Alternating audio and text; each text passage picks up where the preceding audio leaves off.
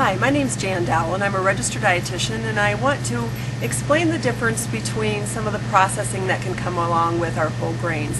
Now, grains are an excellent source of carbohydrate, an excellent natural source of B vitamins, and they also can be an excellent source of fiber, which we need for digestion and in some cases for cholesterol or blood sugar control. When we would go out to the field to pick some wheat, there's a husk on the wheat, and that's not edible for us, so that would have to be what would really be considered some processing that would have to take place. But the next step of what would be available to us would be the example of a wheat berry. Now, this is the least processing of the wheat grain that we can have, and this can be soaked and cooked for an hour or two.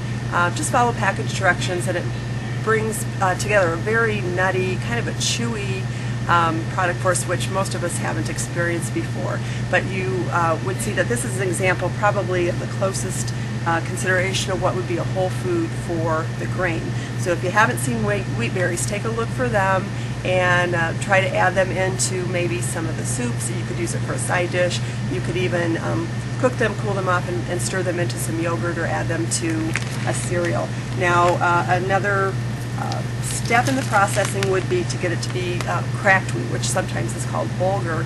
And again, it's an excellent source of your fiber and your B vitamins, and it's one step along the processing. And eventually we would get to the fact that the whole wheat could be made into a pastry flour. And then that being a little bit lighter than some of the true whole wheat flours, what we would see with that is it's a nice exchange in some of our baked items so that they're not quite so heavy. So as you go along the line of processing, you go from a whole food to one that is heading towards a little less of that natural product, but still much better than those things which are completely void of the bran, the wheat germ portion of the grain, and then they've been bleached and they've been enriched. And that enriching basically means that they've lost a whole bunch of nutrients to the point that they felt they needed to add a few back in. So look for products that are considered, again, the least processing that you can. And one of the things that you do want to look in addition to that is so that they would, if possible, be organic, and that there's no other added ingredients. There's no added salt, there's no added sugars, and not necessarily any preservatives. So enjoy some whole grains. And I want to tell you a little bit now about some of the differences in some of the grains that are available to you. The different categories of grains do provide some different health benefits. If we take, for example, things such as barley, or if we take an example of a steel-cut oat, these are examples of grains that are very rich in soluble fiber. Insoluble fiber is a type of fiber which has a capability of actually lowering a cholesterol level or lowering a blood sugar level. So they're a great addition to the everyday diet. Now, one of the things that you might want to consider is, have you used barley before? You might have had it once in a while in some soup, but it does serve very nicely as a side dish, has a very nutty flavor, has a great chewy texture, so it would be something that I would encourage you to try out and see if you can add that in on occasion for its soluble fiber benefit.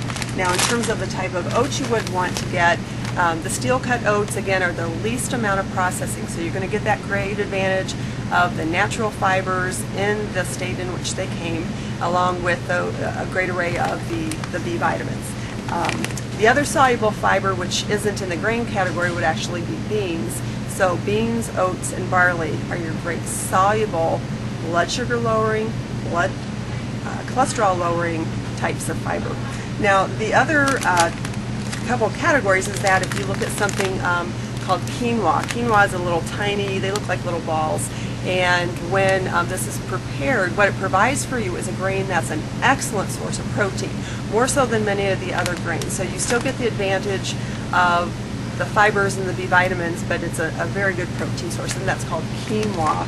And again, another excellent protein source is teff, and this is a very, very tiny grain, which many of us are not familiar with. I think it has an Ethiopian heritage, but in this, it's again an alternative of what you could be added to some of your grain-containing meals. So take a look at the variety that's available to you and mix it up a little bit, get some of the different types of fibers, get some of the different types of protein. More used to using would be things like our breads. Now what you want to look for in a healthy bread serving, again, is to make sure, if possible, that it's made with the organic ingredients, or that it's all organic ingredients. And again, you'll look for the green and white organic seal. The other thing is just take advantage of this nutrition panel. Now, one of the things that you'll have here is both the ingredient list and the listed percentages or numbers of grams of different items. You want to go through here at the ingredient list and make sure that it is a whole grain, or in this case a whole wheat flour. The other thing that you can double check is that it is a good fiber source, and generally it will be if it's a whole grain product. So you can go to the fiber content, and in a day we need somewhere between 25 to 38 grams of fiber, 25 for women up to 38 for men. And that would be helpful then if each of the grain items, or the fruits and vegetables, but in this case the grain items would have at least 3 grams of fiber per serving. This particular example has 4. So a sandwich would give me 8 grams of fiber out of my 25 that I'm trying to achieve in a day. Other things you might want to look for is just to see that it's not a significant amount of sodium. A low sodium food is one that's under 140 milligrams per serving. You also might want to check that there's no other ingredients in terms of, we don't need high fructose corn syrup in the bread, and there might be some other advantages. This one, for example, would give you the omega-3 advantage because of the flax. So the last thing I would say maybe is to consider what your portion would be. A typical portion of grain would be about 1 ounce, and it will tell you on the serving size here about what comparison that is to 1 ounce. This is just slightly larger than 1 ounce, and about 6 ounces of a grain in a day, or equivalent, would be considered what's typical on a 2,000 calorie type of plan with adequate carbohydrates. So 1 ounce of a grain. Another way that you could consider a serving sizes of grain is between 1/3 to 1/2 cup of that grain when it's cooked would be a serving.